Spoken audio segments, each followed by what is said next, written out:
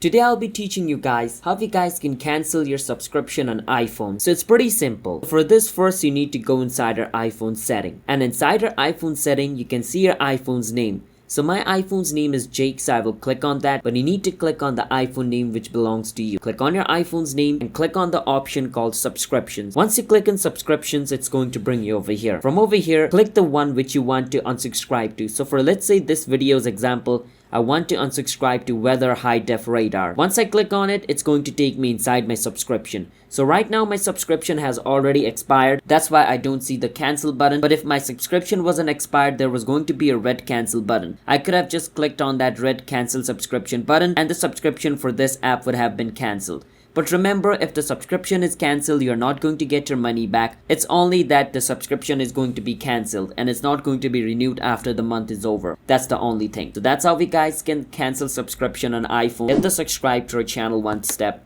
I'll see you guys in my next video. Bye bye until then.